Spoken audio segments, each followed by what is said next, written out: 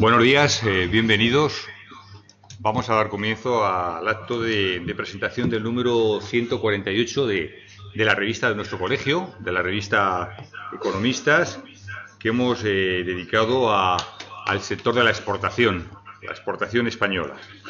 La revista la ha coordinado un miembro de nuestro consejo de redacción, Silvia Iranzo, y que va a presentar con nosotros la revista, y tenemos también la suerte de contar con el secretario de Estado de Comercio con nosotros. Es un placer tenerte una vez más aquí con nosotros, Jaime. Yo voy a ser ya tan breve como esto, dar la palabra inmediatamente. Tengo muchas preguntas y muchas cosas que me gustaría después comentar, pero vamos a dar la palabra a nuestros protagonistas. Primero, a continuación, me parece que Jaime Requeijo, director de la revista, va a pronunciar unas palabras. Muchas gracias, señor presidente. Todos sabemos, y aquí hay muchos expertos en el tema, todos sabemos que una manera de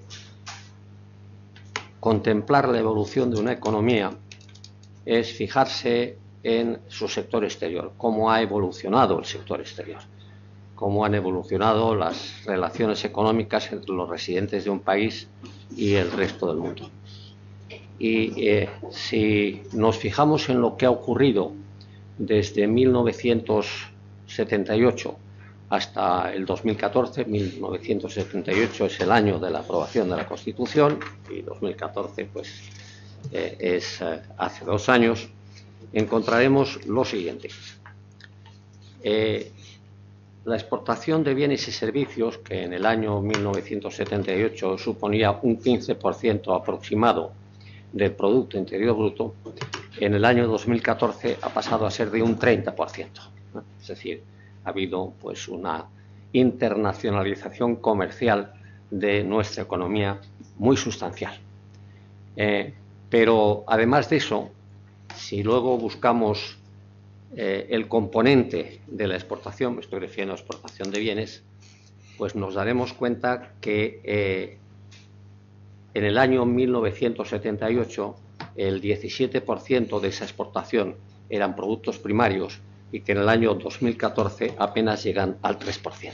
Es decir, esto nos pone de manifiesto, primero, que la economía se ha internacionalizado, se ha integrado en los mercados mundiales. Segundo, que la composición de nuestra exportación, que en el año 1978 era parecida a la exportación de aperitivo y postre de mi época, es decir, vinos, frutas y toda una serie de componentes del sector primario, pues ha pasado a ser una exportación fundamentalmente de productos industriales. Es decir, la economía española se ha integrado en los mercados mundiales.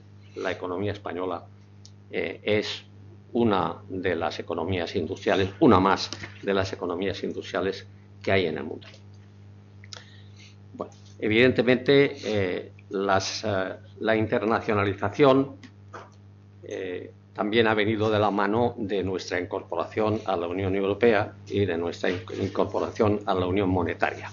Pero esa evolución a la que me acabo de referir tiene una serie de causas que me gustaría destacar brevemente. La primera es el cambio de la percepción empresarial. Es decir, el empresario español se ha dado cuenta de que tiene que estar en los mercados internacionales. Eso ha existido siempre, siempre ha sabido que tenía que estar en los mercados internacionales. El cambio de percepción es que no hace muchos años estaba en los mercados internacionales cuando se debilitaba la demanda interna. Y ahora yo creo que sabe que tiene que estar en los mercados internacionales y tiene que quedarse, porque en un mundo integrado eso es absolutamente fundamental. El segundo tema es que la organización española de apoyo a la exportación es muchísimo más compleja de lo que era no hace muchos años. En primer lugar está la Secretaría de Estado de Comercio, con toda una serie de palancas de apoyo a la exportación. En segundo lugar, está una red de oficinas comerciales muchísimo más amplia.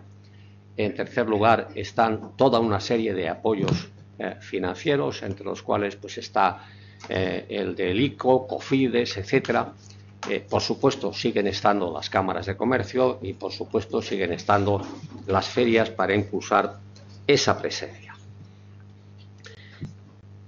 Tercer tema, la aparición de las multinacionales, que es quizá uno de los rasgos más singulares de nuestro acontecer último.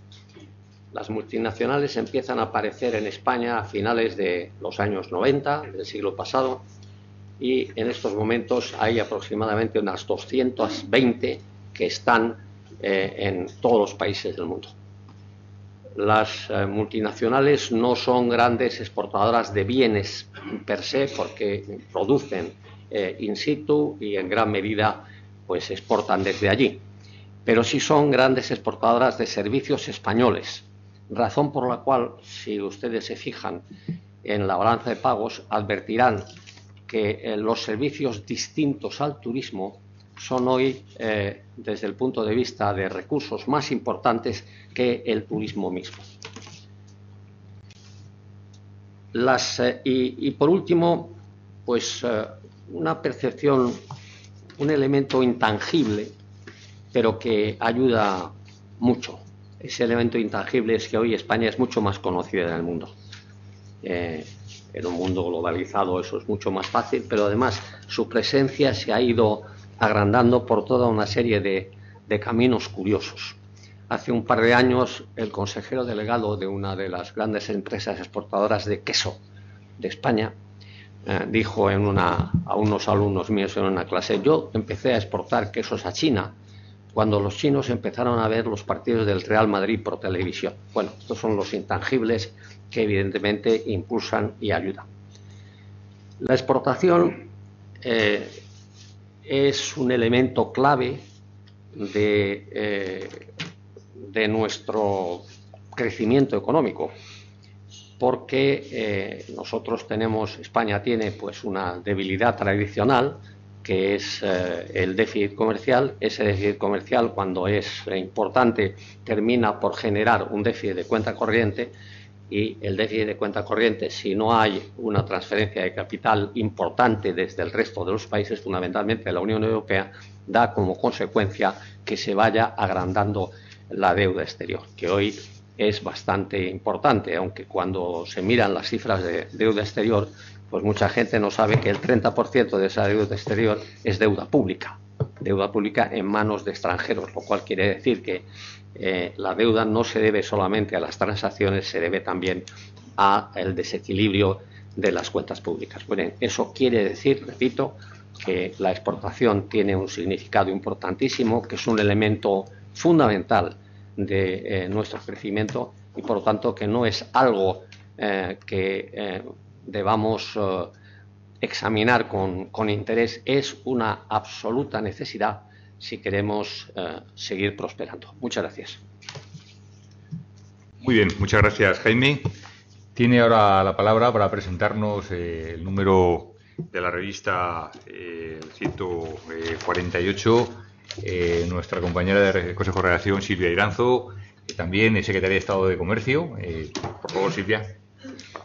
Muchas gracias, señor secretario de Estado de Comercio, señor decano, señor director de la revista Economistas, querido público. Hace algunos meses, Jaime Requeijo, director de la revista, me pidió coordinar este número. Yo acepté encantada porque creo que el tema es apasionante y además esto me iba a permitir, y a todos ustedes también, conocer la última hora de todos los temas que están relacionados íntimamente con el tema de la exportación y yo creo que en general con la internacionalización.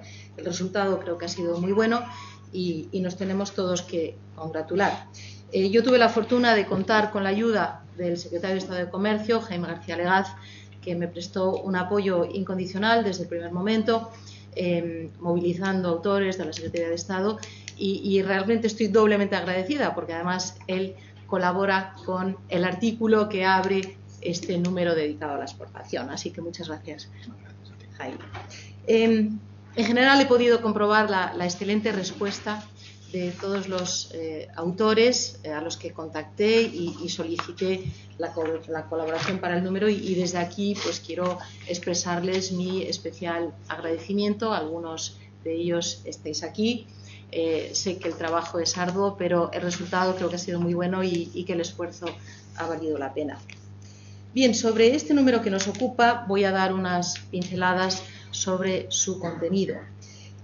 Yo quisiera aclarar lo primero que el título de esta revista, que es La exportación española, creo que inevitablemente el contenido de esta revista también se extiende en algunos momentos al concepto más amplio de internacionalización, porque la evolución de la economía mundial y la globalización nos obliga a considerarlos como conceptos que están íntimamente vinculados en muchísimos casos, y la internacionalización incluye, por ejemplo, flujos de inversión exterior directa en algunos casos, y como ya veremos en el caso de alguna empresa, realmente estos flujos explican casi el 100% del proceso de internacionalización.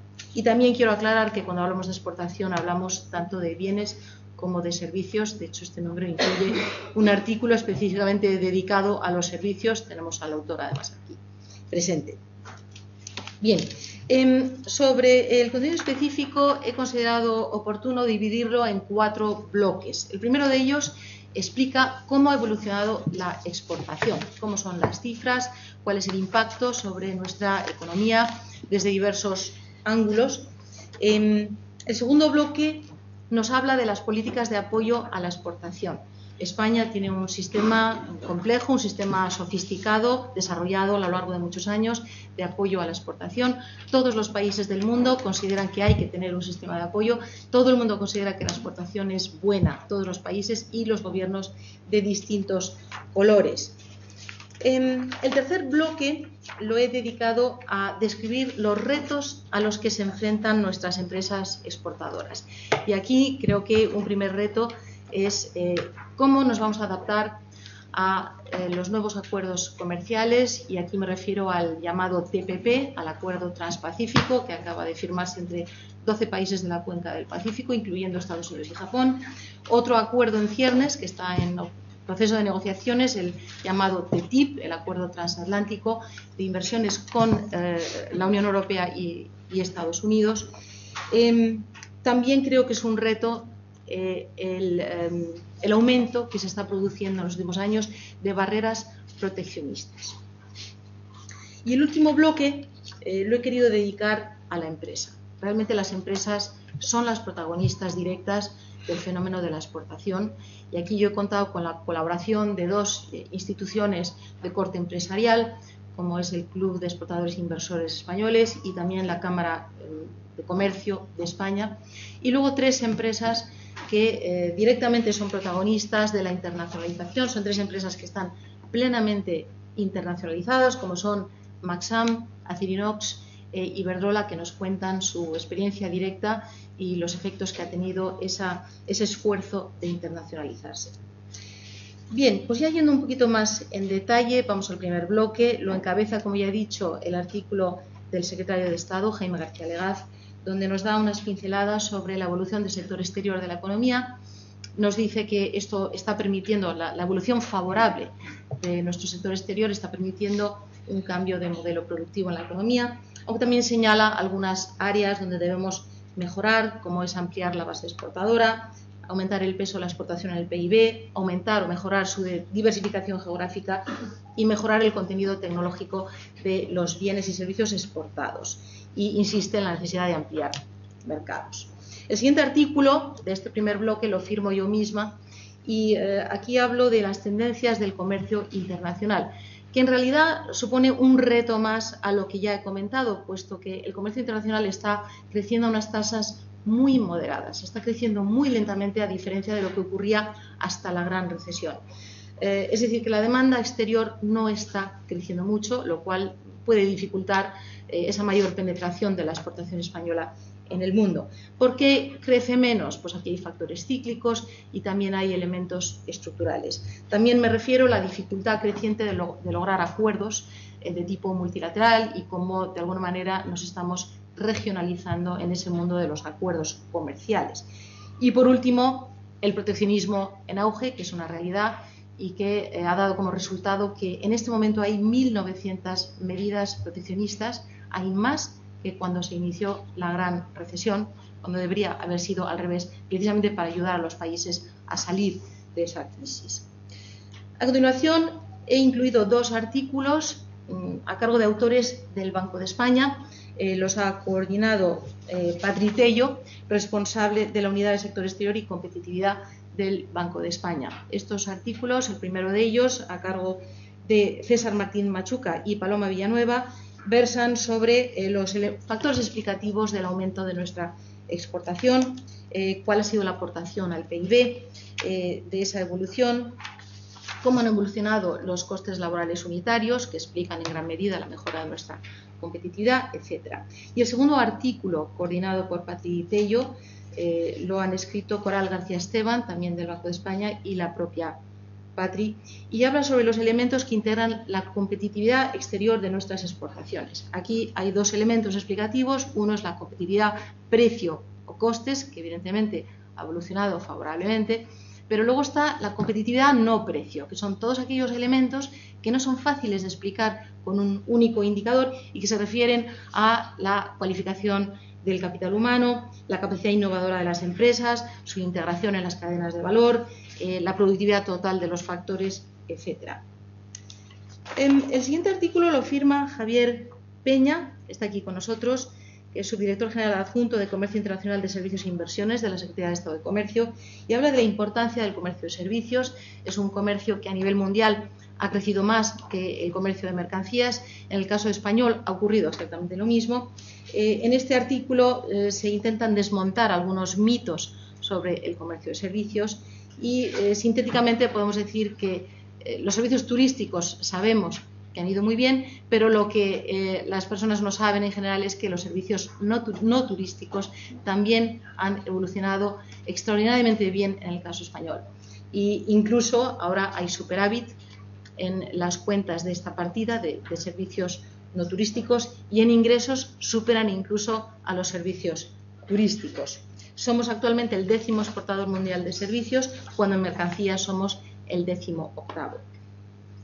Los 2 artículos siguientes son 2 especies de case studies que ilustran cómo ha sido el incremento de la presencia española en algunos países. Yo he seleccionado los casos de Marruecos y de China, que parecían representativos. Son países difíciles, son países donde hay que superar muchas barreras de todo tipo. En el caso de Marruecos firma el artículo José Manuel Reyero, que está aquí con nosotros y que ha sido consejero económico y comercial en Marruecos. José Manuel ha sido también vicepresidente ejecutivo del ICEX, ha sido también fundador y CEO de Promo Madrid, y por lo tanto es un gran entendido en estos temas de comercio y de inversión exterior y gran experto también en Marruecos. Por ejemplo, nos dice que somos el primer cliente y el primer proveedor de ese país. En el caso de China firma el artículo Javier Serra. Javier Serra tiene la particularidad de que es consejero económico y comercial en Pekín, pero es que además fue también consejero económico y comercial en Pekín durante una etapa anterior, de tal manera que lleva 10 años de su vida enfocado a los temas económicos y comerciales en ese país, y por lo tanto es un gran conocedor de lo que allí ocurre. Javier Serra nos cuenta la evolución de nuestra relación comercial con China y nos dice que en general las empresas deben fijar mejor sus expectativas a la situación del mercado para no llevarse chascos. Y paso así al segundo bloque de la revista dedicado al apoyo a la exportación desde instancias oficiales. El primer artículo lo firma el consejero delegado de ICEX, Francisco Garzón. Él explica cómo la transformación de ICEX, desde el punto de vista jurídico, ha llevado a la aprobación de un nuevo plan estratégico para superar las limitaciones de nuestro sector exterior, con 5 objetivos. Algunos de ellos los he mencionado antes y aludí a ellos al artículo del secretario de Estado. Para lograr estos objetivos cita una serie de planes y programas, por ejemplo ICEX Next, ICEX Consolidados, ICEX Sourcing, ICEX Integra, Jornadas Conecta, en fin, todos estos nombres para mí son nuevos. Yo fui presidenta de ICEX hace algunos años y bueno, da idea de la transformación y de la adaptación a la realidad de este organismo. También, por supuesto, ICEX colabora muy estrechamente con la Secretaría de Estado y me referiré concretamente a los planes integrales de desarrollo de mercado para ayudar a diversificar el destino de nuestras exportaciones. Y, por supuesto, hay que citar el programa de becas de formación para la internacionalización de ICEX, cuyo 40 aniversario se celebró hace un año y se celebró un acto que clausuró Su Majestad el Rey Felipe VI. El segundo artículo de este bloque de apoyo a la exportación lo firman 3 autores de la Secretaría de Estado de Comercio, que son Sergio Pérez, Juan José Olazábal y Alberto Ruiz Rodríguez. Los 3 trabajan en la Subdirección General de Fomento Financiero de la Internacionalización. Este artículo tiene mucho interés porque explica la evolución en el tiempo de los instrumentos de fomento financiero. Aquí hay que citar el instrumento FIEM, el Fondo para la Internacionalización de la Empresa, que sucedió al antiguo Fondo de Ayuda al Desarrollo, el FAD. También cita los instrumentos de cobertura de riesgo de CESTE, por supuesto los instrumentos financieros que pone a disposición COFIDES y el convenio de ajuste recíproco de intereses, así como paquetes de líneas financieras proporcionadas por el ICO, el Instituto de Crédito Oficial. El siguiente artículo lo firma Ricardo Santamaría, que es director de Riesgo País y Gestión de Deuda en CESTE, que está aquí con nosotros, y nos habla del papel de seguro de crédito en la internacionalización de la economía española. Aquí la conclusión es que el papel de CESTE ha sido preponderante en los años más agudos de la crisis porque ha permitido suplir carencias del sector privado en la restricción de crédito y en la mayor aversión al riesgo. Y esto se ve perfectamente en la evolución de las coberturas que ha proporcionado CESTE. Ricardo nos dice al final la feliz noticia de que el año 2015 ha supuesto la vuelta a la normalidad en el plano financiero desde el punto de vista, por lo menos, de CESTE. El tercer bloque de la revista está dedicado a presentar algunos retos de la exportación. Tenemos un primer artículo que firman Cristina Serrano Leal y Eva Valera de la Subdirección General de Política Comercial con Iberoamérica y América del Norte de la Secretaría de Estado de Comercio y nos describen los motivos por los que el acuerdo llamado TTIP, que es el acuerdo transatlántico entre Estados Unidos y Europa, referido a movimientos comerciales y también a otra serie de temas de los acuerdos de nueva generación, como puede ser la inversión, la propiedad intelectual, etc. Nos explican por qué este acuerdo es bueno. Es bueno para la Unión Europea y es bueno para España. También nos hablan del acuerdo que se está negociando con Mercosur. Este acuerdo ha sido de ida y venida, fracasó en el 2004, se resucitó en el año 2010 y ahora se intenta de nuevo poner en el foco de las negociaciones internacionales y confiamos en que el ascenso al poder de Macri en Argentina y la difícil situación en Brasil pues puedan suponer un impulso a este acuerdo que tendría un interés, y es que para la Unión Europea sería el primer bloque económico mundial en tener acuerdos comerciales con todo el continente sudamericano. El siguiente artículo sobre retos de la exportación lo firma Alfonso Jiménez Murcia de la Subdirección General de Política Comercial con Europa, Asia y Oceanía de la Secretaría de Estado de Comercio y nos habla del reto que supone el Acuerdo Transpacífico, que como sabéis es un acuerdo firmado entre 12 países de la cuenca del Pacífico, incluyendo a Estados Unidos y a Japón. Esto va a suponer desviación de comercio para la Unión Europea, esto podría perjudicar a España. Los autores concluyen que es difícil calibrarlo ex ante, pero hay riesgos, aunque también oportunidades. Y el penúltimo artículo de este bloque lo firman Álvaro Rodríguez Ruiz y Borja García Hidalgo de la Secretaría de Estado de Comercio y nos hablan de las barreras a la internacionalización que ya anticipé y donde lo que hay que señalar es que estas barreras están en aumento y hay que luchar como se pueda contra estas tendencias, que son un reto clarísimo para nuestras empresas exportadoras. Lo curioso es que a raíz de la gran recesión los países del G20 acordaron, y así lo plasmaron en los comunicados de estas cumbres, que se iban a abstener de establecer nuevas medidas proteccionistas e incluso retroceder en las ya existentes. Sin embargo, la realidad es que no ha sido así. No solamente se ha avanzado sustancialmente, sino que no se ha retrocedido apenas y el stock de medidas proteccionistas actualmente es superior hoy a las existentes cuando se inició la Gran Recesión. Los autores concluyen que no solamente hay que firmar acuerdos, sino que también hay que ejecutarlos, hay que respetarlos. El último artículo de este bloque lo escribe también Ricardo Santamaría. Ricardo es director de Riesgo País y Gestión de Deuda en CESTE y nos explica cuál podría ser la estrategia de presencia de las empresas en los distintos países, ateniéndonos al análisis del riesgo país. Nos dice que la estrategia ha sido correcta en países como Marruecos, Argelia, Turquía, Egipto, Colombia, donde la presencia española es bastante sustancial, pero hay otros países y regiones donde tendría muchísimo interés aumentar nuestra presencia y, sin embargo, no está siendo así. Por lo tanto, hay muchísimo territorio que recorrer. Y, por último, el bloque cuarto está dedicado a las empresas. Los dos primeros artículos están a cargo de instituciones de corte empresarial. Está la nueva Cámara de Comercio de España y la internacionalización empresarial. Este artículo lo firma Alfredo Bonet, director internacional de la Cámara de España y ex secretario de Estado de Comercio. Nos explica que la internacionalización forma parte esencial de los objetivos de esta nueva Cámara de Comercio de España y nos explica qué es lo que la Cámara de Comercio puede ofrecer a las empresas. El segundo artículo está a cargo de Balbino Prieto, presidente del Club de Exportadores e Inversores Españoles, y también nos describe cuáles son los retos que afrontan las empresas en los países emergentes y qué puede hacer la Administración española para ayudarlas. Y destaca como novedad la necesidad de aportar más inteligencia económica. Y los tres últimos artículos de la revista son contribuciones singulares de tres empresas españolas que yo he seleccionado por su elevado grado de internacionalización. Se trata de Maxam, Acerinox e Iberdrola. Yo quisiera desde aquí dar a los autores un agradecimiento muy especial, así como también a Lucas Ferreira, director de comunicación de Maxam.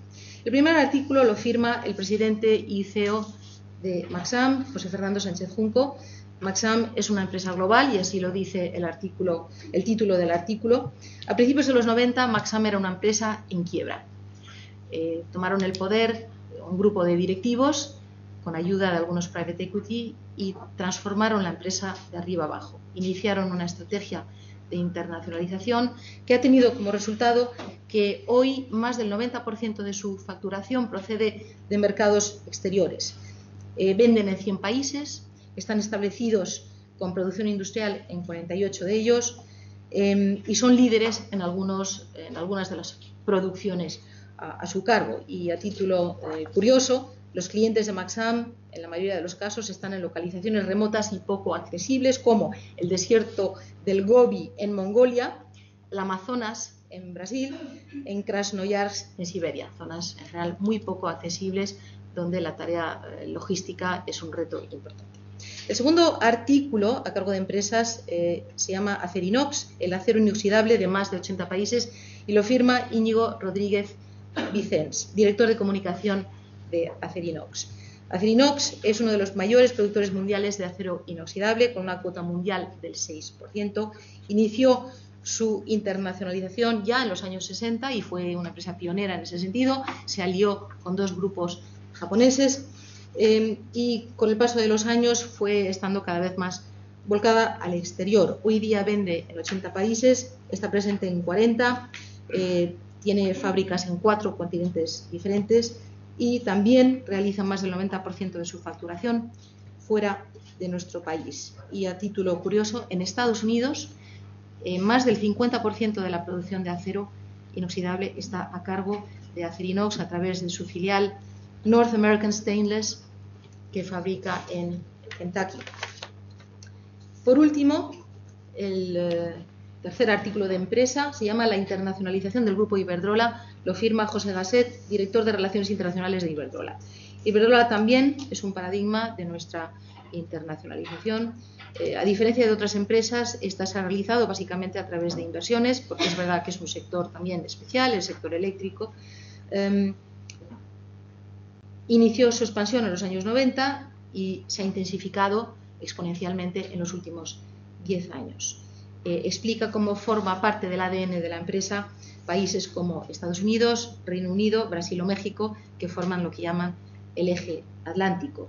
Destaca, como sabemos, la actividad de Scottish Power en Reino Unido, Electro en Brasil, Avangrid en Estados Unidos y la actividad en México. Hoy Iberdrola es la primera empresa eléctrica europea en capitalización bursátil y está entre las 5 primeras a nivel mundial.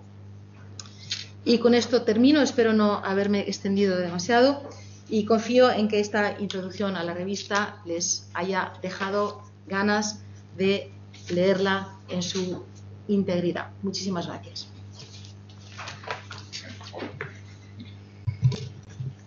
Pues muy buenos días a todos. En primer lugar, muchísimas gracias al Colegio de Economistas, a Pascual, a Jaime y a Silvia por haber tenido la amabilidad de invitarme a participar en este número y también a participar en este acto de presentación. Y voy a intentar ser breve y lo primero que quiero hacer es felicitar a Silvia, que además de compañera y sufridora de la responsabilidad que a mí me toca desempeñar en este momento, pues es una buena amiga y que quiso contar con una presentación que intenté que fuera muy breve y muy sintética, porque realmente el protagonismo del número lo tienen todos los autores, algunos de ellos están aquí, y que creo que es una excelente aportación a la reflexión sobre lo que puede o debe ser la política de apoyo a la internacionalización de la economía española en los próximos años, ¿no?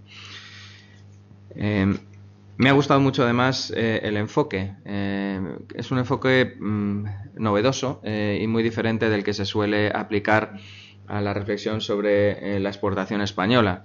La exportación se suele ver normalmente desde un enfoque macro o un enfoque micro y también con un enfoque sectorial, pero aquí se le da mucho protagonismo a las empresas y este es, yo creo, uno de los grandes aciertos del libro. Al final, este gran auge de nuestro sector exterior es un éxito incontestable de nuestras empresas.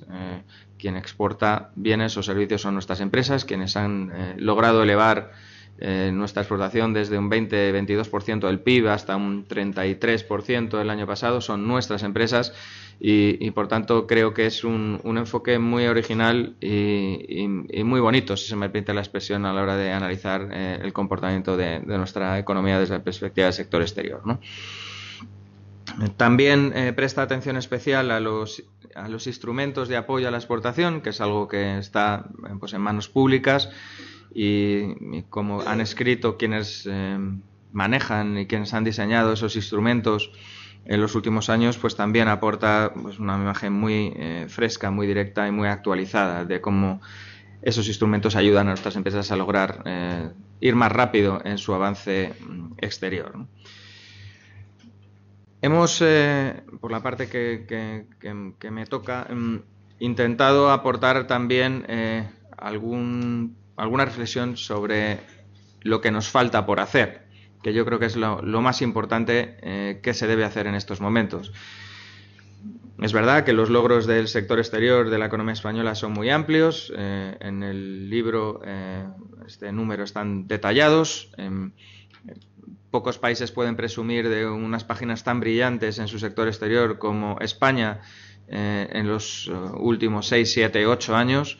9 años, 10 años, es decir, prácticamente desde que empieza la crisis, la economía española empieza a reaccionar, las empresas empiezan a reaccionar en la vertiente exterior y eso es lo que ha permitido lograr pues un avance muy notable de nuestra exportación.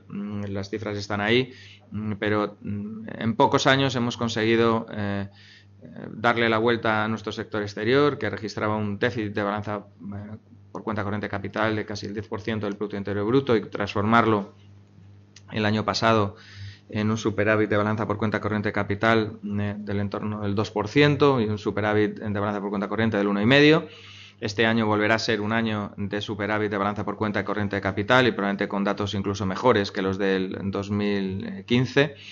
12-13 puntos de cambio de signo en la balanza por cuenta corriente y de capital en un periodo de aproximadamente 7-8 años es una hazaña, si se me permite la expresión, y es algo de lo que debemos estar razonablemente orgullosos. La economía española está exportando ahora mismo pues, en torno a un 34% de su PIB. Este año, con las exportaciones creciendo al ritmo al que crecen, pues será también un buen año en términos de evolución de la exportación, a pesar del entorno nada favorable en el que vivimos. Lo explica muy bien Silvia en su artículo. La economía mundial se ha ralentizado notablemente.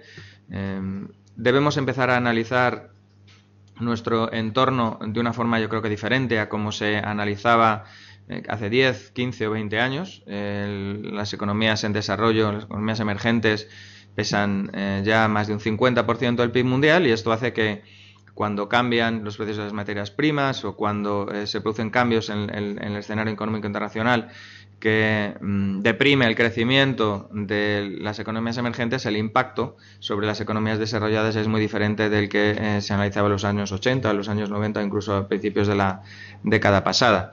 Y esto hace también que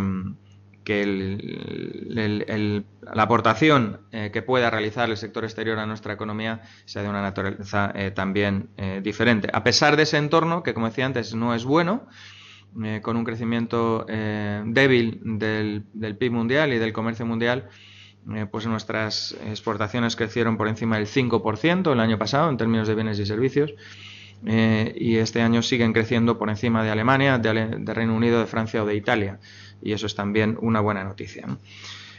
Pero, como decía antes, a mí lo que me importa es sobre todo subrayar cuáles son nuestras carencias, cuáles son nuestras debilidades y en qué podemos y debemos seguir mejorando.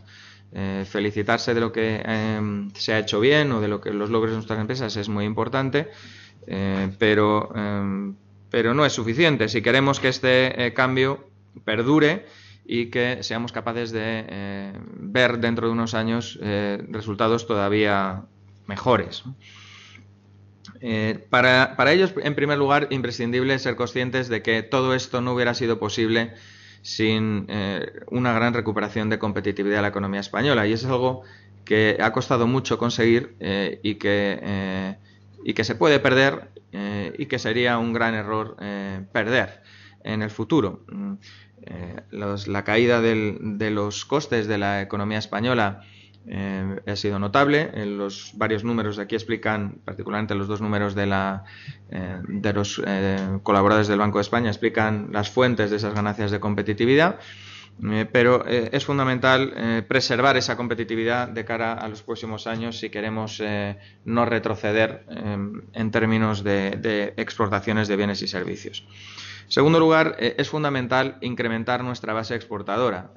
España da un salto en el número de empresas que exportan, en números redondos un 50% desde que comenzó la crisis hasta el año 2014. En 2014 se perdió un poquito de base exportadora, muy poquito, pero básicamente empresas que exportaban muy poco, exportación casi anecdótica.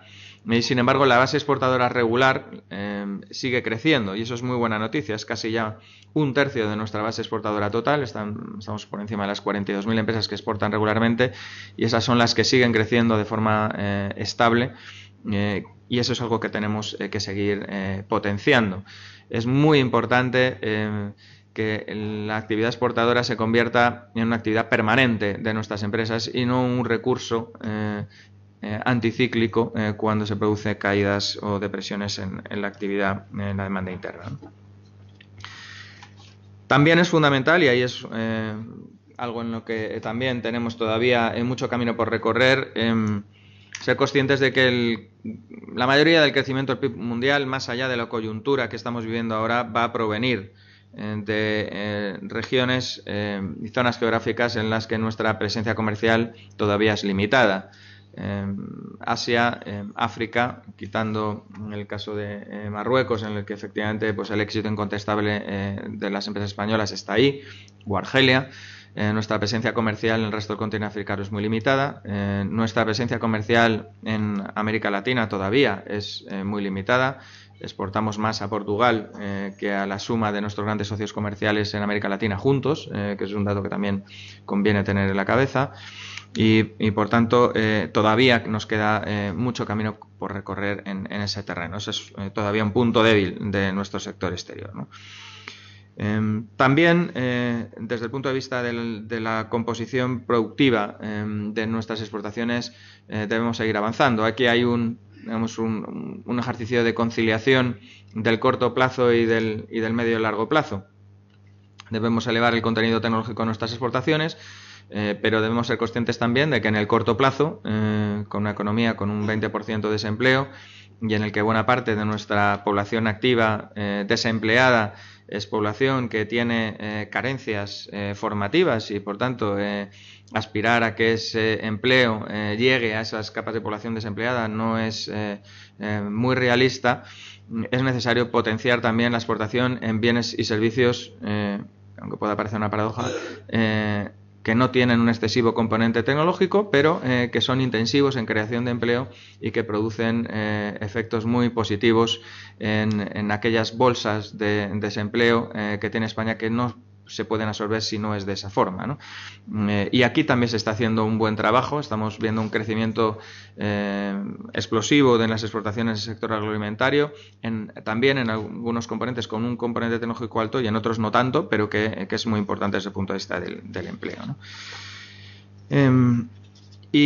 Finalmente, creo que la Administración tiene algunas palancas, como en su caso, profesor Requejo, en las que ayudar o en las que apoyarse para que esta exportación crezca de una forma más rápida.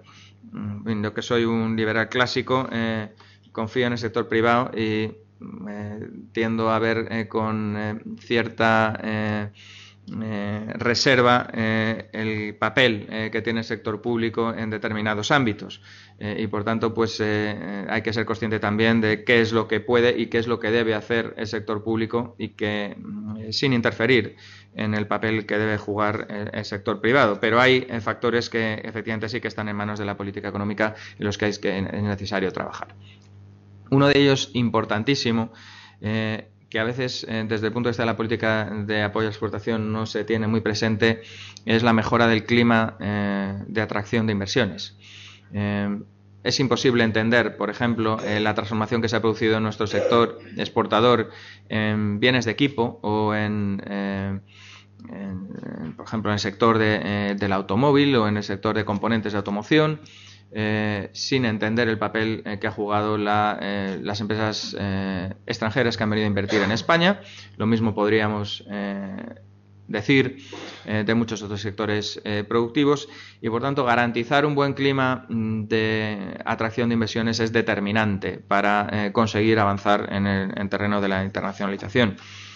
Hace un par de años firmamos un acuerdo, hace 3 años ya, con el Banco Mundial. Se publicó el primer informe Doing Business autonómico para destacar aquellas carencias o aquellas mejoras posibles de la política económica en el ámbito autonómico, que es tan importante o más en España como las que realiza el Gobierno de España.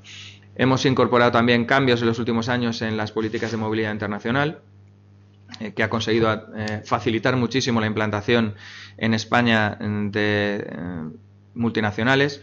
El último ejemplo es el de Amazon, que ha tomado la decisión de ubicar en Madrid todo su centro de desarrollo tecnológico europeo, y eso ha sido posible porque en el programa de movilidad garantizamos que cualquier multinacional que necesite importar talento de cualquier punto del mundo lo pueda hacer a través de un sistema de visados, permisos de trabajo y permisos de residencia, que en menos de 10 días garantiza que esas personas puedan estar en España con toda su reglamentación correcta, ¿no? Traslados intraempresa, traslados de investigadores, personal altamente cualificado. Eso ha cambiado muchísimo también el panorama de capacidad de atracción de inversión a España, ¿no? Otro capítulo fundamental son los acuerdos de libre comercio, y voy terminando. En este número también se dedica algunos artículos a estudiar qué impacto tienen estos acuerdos de libre comercio sobre la economía española, pero es muy importante entender que en un mundo como el que estamos, en el que desde el punto de vista teórico a todos nos gusta la liberalización multilateral, ya sabemos que eso es la vía óptima de liberalizar los intercambios, la realidad nos demuestra que desde hace más de 20 años el avance del comercio mundial se está produciendo por la vía bilateral y regional, y por tanto Europa no tiene otro remedio que seguir abriendo espacios comerciales a sus empresas a través de los acuerdos de libre comercio que suscribe la Comisión, que negocia y suscribe la Comisión Europea. Y hay que decir que la Unión Europea ha hecho un excelente trabajo en los últimos años.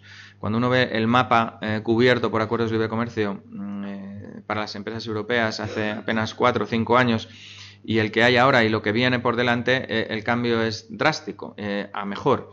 Y eso significa que las empresas españolas no van a perder oportunidades con respecto a otras zonas geográficas en las que otros países siguen firmando acuerdos de libre comercio. El ejemplo del TPP está aquí, pero hace apenas 3 años no teníamos ni un acuerdo de libre comercio con Perú, ni con Colombia, ni con Ecuador, ni con Centroamérica, ni con República Dominicana, ni con Canadá, ni con Singapur, ni con Vietnam, ni con una amplia zona geográfica de África del Sur. Todos esos acuerdos los tenemos ya en marcha y además vienen y están en avanzado proceso de negociación otros tan importantes como el de Japón o el acuerdo con los Estados Unidos y la modernización del acuerdo de libre comercio con México. Además, la magnífica noticia del mes de mayo fue el relanzamiento de los acuerdos de las negociaciones del acuerdo con Mercosur, que es el gran bloque geográfico que a España le queda por completar, Europa le queda por completar, por tanto, en su política comercial. También se está negociando con Indonesia. En diciembre comenzaron las negociaciones con Filipinas y, por tanto, esto significa abrir oportunidades a nuestras empresas y también algo muy importante, mejorar la capacidad de importación a precios eficientes de la empresa española. Parece mentira todo el tiempo que transcurrió desde que se publicó ahora la obra de Adam Smith y de todos los librecambistas que le han sucedido y lo difícil que es seguir cambiando la mentalidad fisiocrática que sigue imperando la política comercial, que en el fondo y mercantilista, que parece que solo importan las importaciones de mercancías y que lo que interesa es intentar expandir nuestras exportaciones e intentar limitar nuestras importaciones. Esa tentación proteccionista también se manifiesta muchas veces en los acuerdos de libre comercio y hay que ser muy consciente de que importar barato, importar de forma eficiente es determinante para la propia competitividad de la economía española. Y aunque hay efectos de desviación de comercio asociados a este tipo de acuerdos de libre comercio, en la mayoría de los acuerdos lo que acaban manifestando es un efecto neto muy favorable para la economía española y para la economía europea. Y ojalá que en los próximos años pues todos esos acuerdos puedan ser una realidad y que cuando se vuelva a publicar un número como estos dentro de 2, 3, 4 años podamos decir que en vez de un 33% de PIB, un 34%, pues exportamos un 38%, un 40%, que se puede hacer y se debe hacer, que en vez de tener 147.000 empresas exportadoras tenemos 180.000, 190.000, se puede conseguir, y que en vez de tener 42.000 empresas que exportan regularmente tenemos 50.000, 60.000, 70.000 que también se puede conseguir, ¿no? Y yo creo que esos son los retos que tenemos por delante y a los que desde luego si las empresas españolas siguen empujando como hasta ahora, estoy seguro que alcanzaremos. Muchas gracias.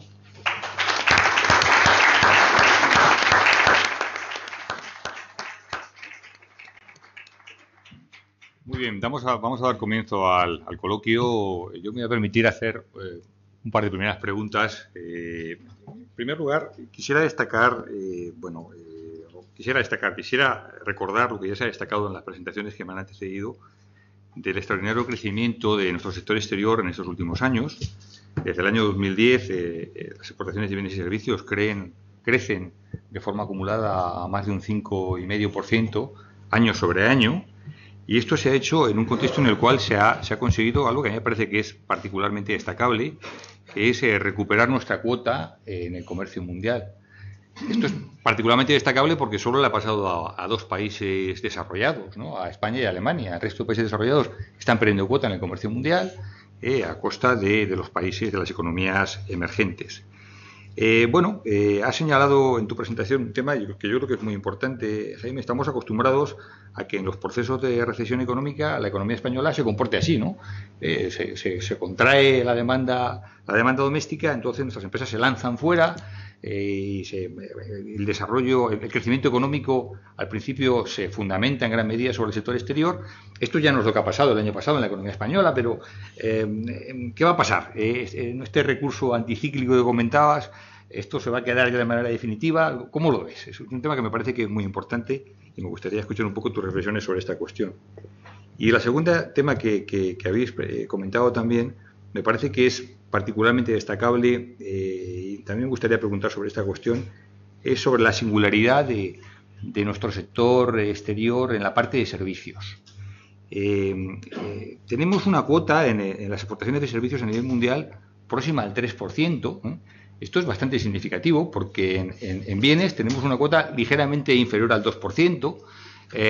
Por poner un punto de referencia, la economía española es la 14ª en PIB nominal, en paridad de poder adquisitivo la 16ª, bueno, entonces, como sabemos, de formas alternativas, y somos el 18º exportador en bienes en el comercio mundial. Estamos aproximadamente en el lugar que nos corresponde, quizá ligeramente por debajo, aunque hay algunos países que son muy singulares en este contexto, Alemania, Corea, ¿no?, que tienen unas posiciones mucho más fuertes de lo que les corresponde. Bueno, más o menos ahí estamos en nuestro sitio. Pero, sin embargo, en las exportaciones de servicios claramente estamos en un punto muy destacado, ¿no? Somos el 10º exportador de servicios a nivel mundial, y esto yo creo que es muy singular y que tenemos que recordarlo, y está fundamentado en dos sectores: el sector turístico, del cual hablamos mucho, es un sector muy importante en nuestra economía. Decimos que es el primer sector de nuestra economía. Yo no sé si es el primer sector o no. 42.000 millones de exportaciones y de bienes y servicios, con un superávit enorme, 29.000 millones de superávit, pero los otros servicios son 65.000 millones de euros, son un 50%, o sea, exportamos un 50% más de servicios no turísticos que de servicios turísticos. No es que sea un poquito más grande, es mucho más grande, un 50% más. Es un sector que ha sido muy dinámico en los últimos años, está creciendo a un ritmo todavía más, de crecimiento todavía más elevado que el de las exportaciones de bienes o de turismo desde el año 2013, está siendo tremendamente dinámico, y es un sector donde también tenemos un superávit muy importante, 20.000 millones de euros, no lo olvidemos, donde básicamente estamos hablando de servicios tecnológicos, servicios donde la innovación es la tarjeta de presentación, de servicios a las empresas, de servicios de tecnologías informáticas, de telecomunicaciones, de transporte, de servicios financieros, que son sectores todos muy competitivos y en las que nuestras empresas están demostrando, bueno, pues una forma de actuar muy singular, muy positiva. ¿Qué podemos hacer para impulsar más este sector, que yo creo que es la estrella rutilante, ¿no?, de nuestro sector exterior, cada que yo creo que hay que impulsarlas todas, pero particularmente esta parece que está mostrando un resultado especialmente brillante?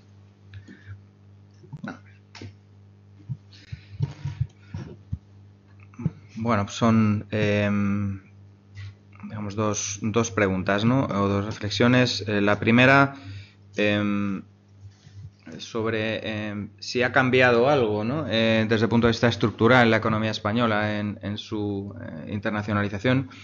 Y yo creo que sí. Me acuerdo cuando en las ruedas de prensa que dábamos en los años 2012 y 2013, había muchos profesionales de los medios de comunicación que nos decían, cuando decían, bueno, pues es que la exportación está creciendo al 7, al 8%, la importación está cayendo, o está creciendo muy por debajo de lo que crece la exportación de bienes y servicios, particularmente mercancías, porque las ruedas de prensa eran sobre todo sobre de balanza comercial, mercancías. Decían, bueno, pero en el fondo había mucha desconfianza. Esto es por la crisis, esto es porque, claro, está cayendo la demanda interna, y al caer la demanda interna, pues caen las importaciones de mercancías, y lo que está, digamos, corrigiendo la balanza comercial es la gran depresión de demanda interna que vive la economía española. En cuanto se produzca la recuperación, lo que pasará es que las exportaciones volverán a caer, como ocurre siempre que hay una recuperación en la economía española, se empezarán a recuperar las importaciones y volveremos al déficit crónico de balanza por cuenta corriente que registra la economía española cada vez que hay una recuperación. Y decía, pues mira, yo creo que esta vez no va a ser así, ¿no? Hay un libro muy bonito, muy interesante sobre las crisis financieras de Rogoff, que se llama Esta vez es diferente, ¿no? This time is different, uno que escribió con Carmen Reinhardt, yo creo que en el 2008, 2009, por ahí. Y esta vez, con el mismo título, decíamos, yo creo que esta vez es diferente. La historia del sector exterior va a escribir unas páginas diferentes en esta ocasión. ¿Y por qué? Digo, porque yo creo que lo que esta crisis ha cambiado es la mentalidad de muchas empresas, que realmente es lo importante. Y las empresas ya no piensan en términos de internacionalización como un castigo divino, es decir, bueno, pues ahora que no tengo demanda interna resulta que no me queda más remedio que irme a exportar. Ojalá termine pronto la crisis, que en cuanto termine la crisis voy a dejar de exportar y volver a mi mercado doméstico, que realmente es lo que a mí me gusta, ¿no? Yo creo que nuestras empresas ya no razonan en esa clave. Las empresas que han empezado a salir se han dado cuenta de que esto forma parte de su negocio estructural, que su mercado es el mundo y que esto no va de vender en España y cuando las cosas van mal intentar vender fuera, sino que esto va de vender en el mercado mundial y cuanto más mejor, ¿no? Y yo creo que eso es lo que explica que el año pasado, por ejemplo, con un crecimiento del 3,2 de la economía española y con la demanda interna creciendo a casi el 4%, al 3,8%, pues las exportaciones de bienes y servicios crecieran por encima del 5%, ¿no? Y por tanto no ha habido un repliegue exportador, ni lo sigue habiendo en 2016. Los datos que tenemos de los primeros meses reflejan que la exportación sigue comportándose bien, a pesar de que la demanda interna sigue tirando con fuerza a la economía española. Y creo que eso es una magnífica noticia. El cambio que ha habido en la cultura de las empresas, hay también una nueva generación de directivos que están llegando a esas empresas, que hablan idiomas, que están formados, que están habituados a viajar, a conocer otros mercados y en los que están muy cómodos ahí, que entienden la empresa de forma muy diferente a la que mejor la entendía la generación anterior. Respecto a los servicios, bueno, es fundamental entender el papel que efectivamente tienen los servicios en la exportación española, ¿no? Y adaptar además los instrumentos a esos servicios, a esa realidad que representan los servicios. Hace algunos meses presentamos en la COE un libro coordinado por Rafa Miro, del Instituto de Estudios Económicos, justamente sobre la exportación española de servicios, una investigación exhaustiva sobre esta realidad, que la verdad es que es muy interesante y sobre todo muy alentadora, ¿no? Lo que hace es básicamente poner el foco en los servicios no turísticos. Como efectivamente acabas de explicar, cuando uno dice España es un gran exportador de servicios, enseguida dice, bueno, claro, el turismo, ¿no? Pues oiga, no solo es el turismo es el 40% de nuestras exportaciones de servicios, el 60% son servicios no turísticos, que son además los que están comportándose mejor en los últimos años.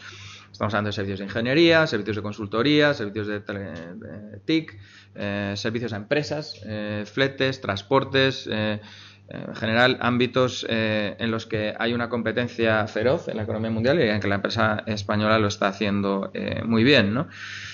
Y ahí es donde tenemos que hacer algo más. Hay cosas que se están haciendo ya y cosas que todavía necesitamos mejorar de una forma muy clara, ¿no? ¿Qué se está haciendo ya? Pues, por ejemplo, algo que era fundamental, yo creo que subrayar. España lleva varios años siendo entre los 3 primeros países del mundo en contratación de obras de infraestructura general, transporte, no transporte, energéticas en el mundo.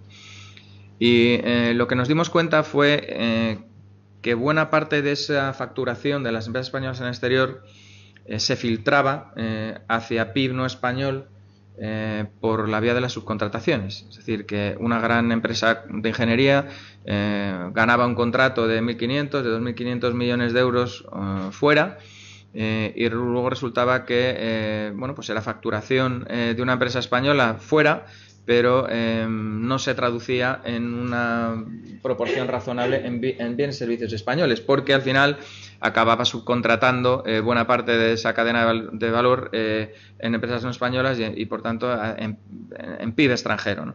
Y lo que hemos hecho es, pues, por ejemplo, uno de esos instrumentos que se cuentan aquí en el número de economistas que escribe Francis Garzón, es poner en marcha un programa que se llama ICEX Integra, que lo que hace es, cada vez que localizamos un gran contrato de una empresa española, entramos en contacto con la empresa y montamos un sistema tecnológico que permite que la empresa, en un sistema cerrado obviamente, explique todo lo que va a necesitar subcontratar de ese gran contrato y que permite incorporar a esa plataforma a todos los potenciales oferentes de bienes y servicios españoles a esa plataforma, de tal forma que podemos conectar a los subcontratistas españoles con esa gran empresa y conseguir maximizar el porcentaje de ese contrato que se traduce en bienes y servicios españoles. Eso es algo que que se está haciendo ahora y que creo que era bueno incorporar, pero eso no es suficiente.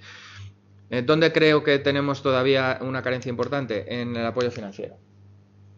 Es decir, se nos están yendo muchos contratos, y esto hay que saberlo y hay que reconocerlo, porque llegamos a muchos contratos con la mejor oferta, con empresas españolas que tienen la mejor calidad en la oferta de bienes y servicios, pero te viene por la derecha, por la izquierda, pues un coreano o un japonés o ahora un chino, y te pone encima de la mesa un paquete financiero imbatible, ¿no?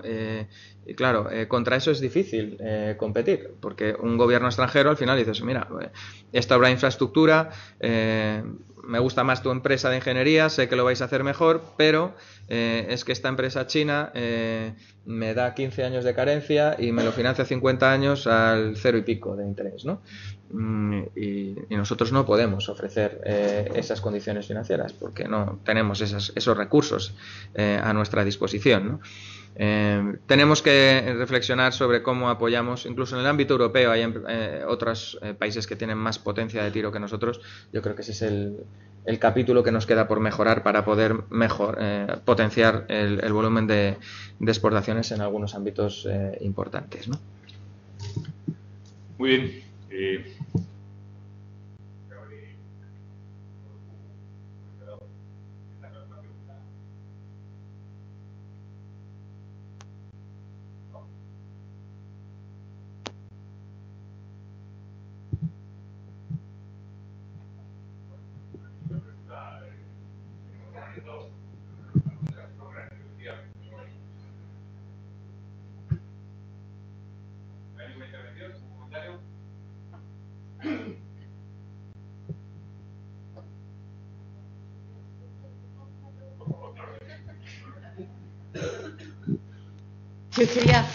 Yo quería preguntar a la secretaria de Estado, al hilo de las noticias que están apareciendo últimamente.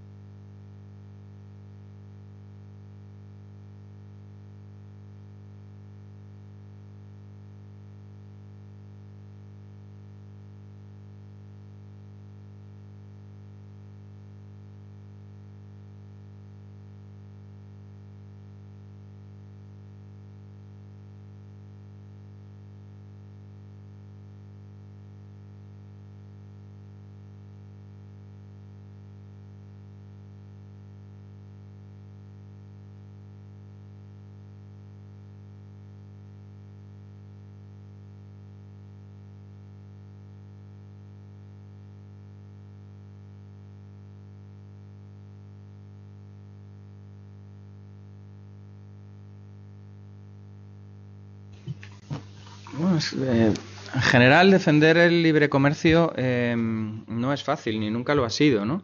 Al final, los beneficios son siempre beneficios difusos que llegan al consumidor, llegan a la población en general, y normalmente, digamos, los costes de ajuste o o las pérdidas de beneficios monopolistas están mucho más concentradas, ¿no? Y es mucho más fácil a los grupos de interés que defienden esos intereses concretos, que son más pequeños y que desde luego muy inferiores a los beneficios del interés general, movilizarse en contra de estos acuerdos, ¿no?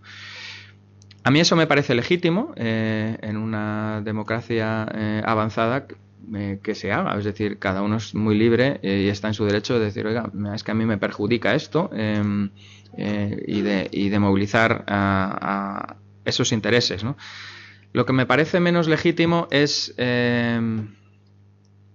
falsear la realidad o simplemente mentir a la población sobre determinados aspectos de una negociación, ¿no? Nosotros llevamos casi 3 años explicando lo que es el TTIP y lo que no es el TTIP. El TTIP ha permitido, pues entre otras cosas, se haga público el mandato de negociación. Es la primera vez en la historia de la Unión Europea que se publica un mandato de negociación. Es la primera vez en la historia de la Unión Europea que se abren salas de lectura para parlamentarios de los textos que se están negociando. Hay una sala de lectura abierta en el Ministerio de Economía y Competitividad que han visitado ya pues varios parlamentarios. Se ha abierto una página web monográfica que explica exactamente qué es lo que es el TTIP, qué es lo que se está negociando y qué es lo que no se está negociando. Y sin embargo, a mí lo que me parece pues muy triste y bastante lamentable es que se intente engañar a la población diciendo, oiga, mira, es que el TTIP va a traducirse en A, B y C, cuando se sabe perfectamente que A, B y C no están en la mesa de negociación, ¿no? Yo estoy escuchando durante los últimos meses, oiga, es que el TTIP lo que va a reducir es los estándares de protección al consumidor en materia agroalimentaria. Dice, oiga, ¿y por qué dice usted esto? Dice, porque se va a permitir que entre la carne hormonada. Entonces saca uno el papel y dice, oiga, punto número 1 del mandato de negociación. La Unión Europea no va a autorizar ni va a negociar en ningún momento la importación de carne hormonada. Ah, bueno, pues entonces lo que se va a negociar es la entrada de organismos genéticamente modificados. Dices, oiga, usted sabe que en Europa desde hace 50 años está autorizada y la comercializándose productos genéticamente modificados y que España es uno de los grandes productores europeos de productos genéticamente modificados y que, por ejemplo, en comunidades como Extremadura son unos grandes productores europeos de maíz transgénico. ¿Por qué no protesta primero en Extremadura y luego ya, si acaso, se pone usted al TTIP, que es una cosa muy razonable, ¿no? No es un debate sobre argumentos, ni es un debate sobre verdades y sobre hechos. Es un debate sobre algo que puede pasar que realmente no tiene su correspondencia con la realidad. Y es muy difícil debatir en esos términos, ¿no? Cada vez que hemos tenido ocasión de debatir con hechos y con realidades sobre la mesa, pues yo creo que, en fin, el debate dura relativamente poco, ¿no? Pero cuando lo que se argumenta es eso, que se va a desproteger al consumidor o que se van a bajar los estándares, cuando está claro que, y se dice por escrito, que los estándares solamente pueden ir hacia arriba, nunca hacia abajo, pues es muy difícil, ¿no? Se argumenta también pues que va a haber a través de mecanismos de solución de diferencias entre inversores y Estado, pues un desmantelamiento de los mecanismos de políticas públicas.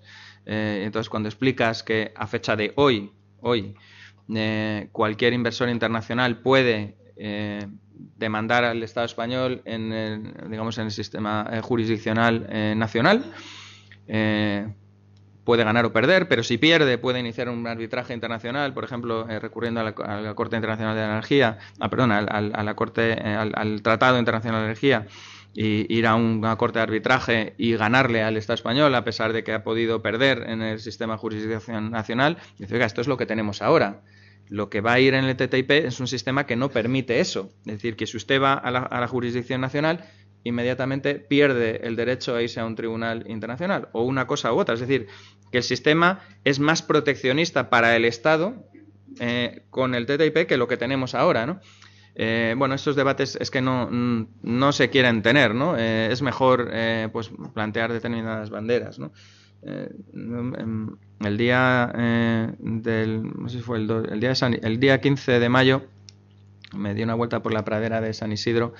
Lo he contado alguna vez en público, pero es que era muy significativo. Al entrar en la pradera de San Isidro, cuando sales del metro de Marqués de Vadillo, había un gran stand de Unidos Podemos con un cartel que ponía gigante no al TTIP, y debajo otro cartel igual de grande que ponía no bebas Coca-Cola, ¿no? Bueno, eso es, ¿no? Coca-Cola, ¿por qué? Bueno, porque es una multinacional y es estadounidense, ¿no? Ahora la guerra se ha abierto con el acuerdo CETA. CETA es el acuerdo de libre comercio con Canadá, que está negociado, está cerrado, ha llevado varios años negociándose, era un acuerdo pacífico, un acuerdo muy bueno para la Unión Europea, y de pronto alguien se ha dado cuenta de que CETA es lo mismo que el TTIP, haciendo corta y pega con Canadá y Estados Unidos, ¿no? Y entonces alguien ha debido caer en la cuenta de que aceptar el CETA y oponerse al TTIP no es muy coherente. Oiga, si a usted no le gusta el TTIP, tampoco le puede gustar el CETA. Entonces ahora han reabierto CETA, los pobres canadienses pues no tienen la culpa, pero ahora resulta que hay quien dice que el CETA tampoco es aceptable por esas mismas razones, ¿no? Bueno, es un debate profundamente ideológico, en mi opinión, pues completamente trasnochado, pero y además muy dañino, porque al final quien va a pagar esto si no sale el TTIP son las pymes españolas y las pymes europeas, ¿no? Las grandes multinacionales, que son a las que ellos pretenden combatir, ya están. Pregúntale a Inditex si tiene algún problema para vender en Estados Unidos. Pregúntale a las grandes constructoras españolas si tienen problemas, están licitando y ganando concursos en Estados Unidos. Pregúntale a Coca-Cola si tiene dificultades para vender en España. Pregúntale a General Motors, a las grandes constructoras, a KPMG, a EY, a Deloitte, a las grandes, a Pricewaterhouse. Todas están trabajando con normalidad. ¿Quién tiene el problema? El problema lo tienen las pymes. Tiene una empresa de zapatos de Alicante que tiene que pagar un 20 y tantos % de arancel, y que ahora con el TPP se va a encontrar con que todas las empresas sudamericanas que están ubicadas en países del TPP van a entrar con arancel cero y sin ningún tipo de barrera al mercado de Estados Unidos.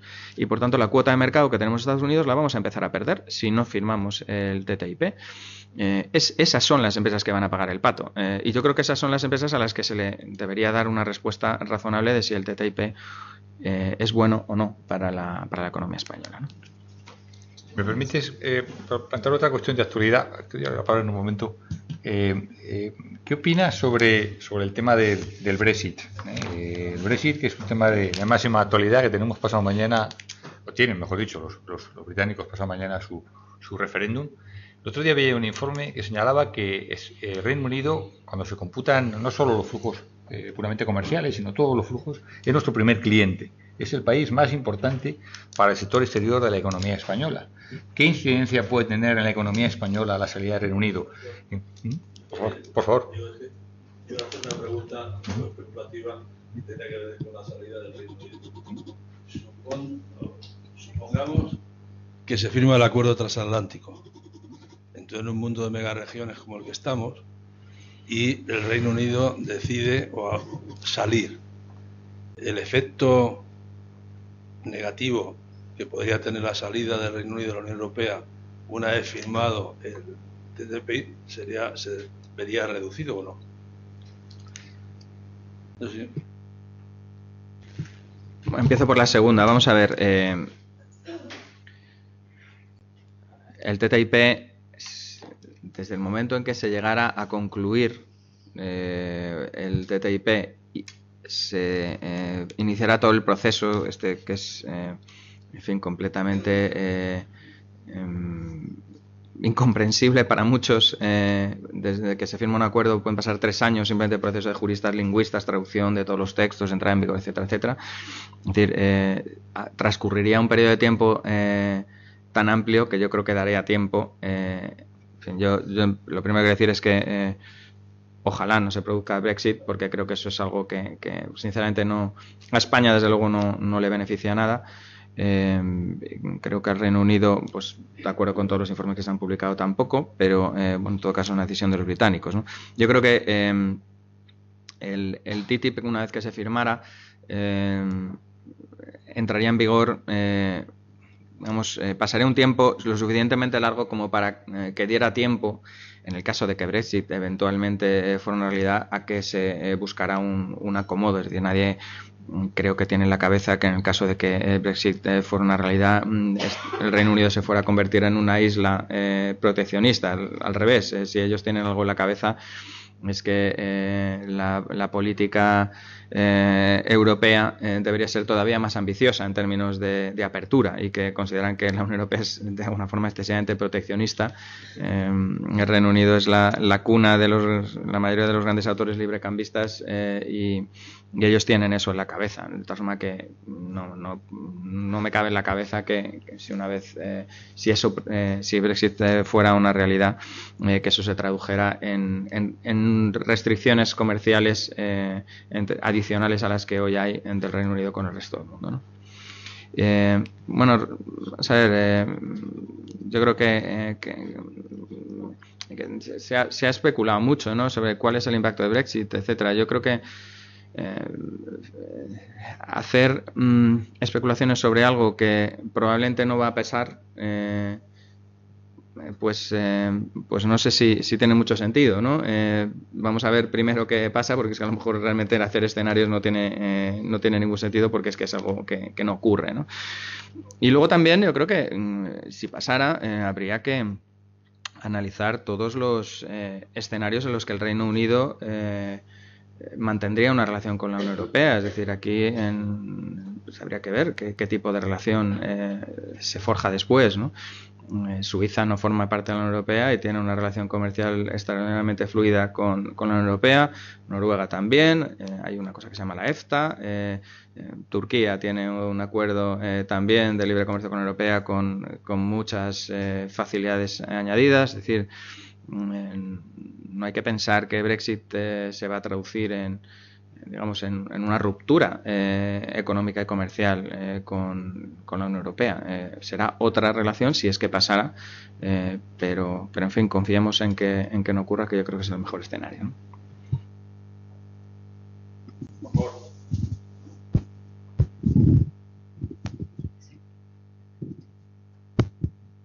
Buenos días.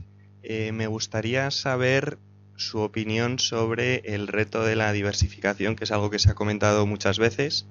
Yo creo que esta Secretaría de Estado de Comercio ha hecho importantes apoyos en términos de diversificación y se han visto en los resultados, pues por ejemplo con los planes de desarrollo integral de mercados o el apoyo específico a Estados Unidos, que creo que también tiene mucho potencial. Pero me gustaría saber cómo ve las opciones de diversificación de la empresa española, qué mercados crees que tienen más potencial para nuestras empresas, y qué posibles políticas o continuación de políticas que se están desarrollando en estos momentos pues pueden apoyar o seguir apoyando esa diversificación geográfica de las exportaciones españolas. Gracias. O sea, yo creo que la diversificación geográfica está en marcha y hemos dado un salto enorme. Es decir, a pesar de que sigue siendo un 64% el mercado europeo, pues era un 75% hace no tanto, y un 75% sobre una cifra mucho más pequeña de la que tenemos ahora. Claro, es decir, es un 36% sobre un volumen pues casi un 50% superior al que teníamos cuando empezó la crisis, ¿no? Por lo tanto, la diversificación está ahí. Tú ves las cifras de exportación a Corea del Sur de hace 5 o 6 años y le ves las cifras de exportación a Corea del Sur ahora, y es que no tiene nada que ver. Con Japón ha ocurrido lo mismo, con Estados Unidos ha habido una explosión comercial muy considerable. Lo estamos viendo también en Marruecos, lo estamos viendo en países como Australia. Es decir, las cifras de exportación a áreas geográficas donde teníamos una presencia comercial muy limitada, Oriente Medio, Arabia Saudí, por ejemplo, también yo creo que va avanzando a buen ritmo. ¿Qué ocurre? Pues obviamente que el impacto de la caída de los precios de las materias primas, etcétera, pues ha tenido un efecto sobre algunos de los mercados en los que mejor nos estaba yendo. Por ejemplo, en Oriente Medio, pues ahí lo estamos viendo, pues eso se paga. En Brasil también lo estamos viendo, aunque la cifra de exportación era mucho menor, pero claro, las exportaciones están cayendo al 10, al 12%, ¿no? Entonces yo creo que en general se ha hecho un buen trabajo, lo han hecho las empresas a la hora de identificar esas oportunidades en nuevos mercados e ir avanzando, ¿no? ¿Qué es lo que quizás nos falta? Pues nos falta algo muy importante que yo en estos años he descubierto, que tiene un impacto sobre el comercio mucho más relevante de lo que uno pudiera imaginar. Nos falta conectividad aérea, por ejemplo, que es algo que acerca mercados de una forma mucho más eficaz de lo que parece. Es decir, tener 22 horas de conectividad o 10 o 12 horas de conectividad porque tienes vuelos directos cambia mucho más de lo que parece una realidad comercial, ¿no? Porque hace mucho más fácil los viajes empresariales, porque te mete cargo, te mete en fin, mucha capacidad de comercio que antes no tenías, ¿no? ¿Qué nos hace falta? Antes lo decía, potenciar nuestra red de acuerdos de libre comercio. Es que, aunque queramos aumentar nuestra presencia en Brasil, con las barreras comerciales que sigue habiendo para comerciar con Brasil o para comerciar con muchos otros países es muy complicado, porque efectivamente son en muchos casos aranceles casi disuasorios, ¿no? Esa es otra palanca importantísima para nuestra diversificación geográfica, seguir avanzando en eliminar barreras a través de los acuerdos de libre comercio, ¿no?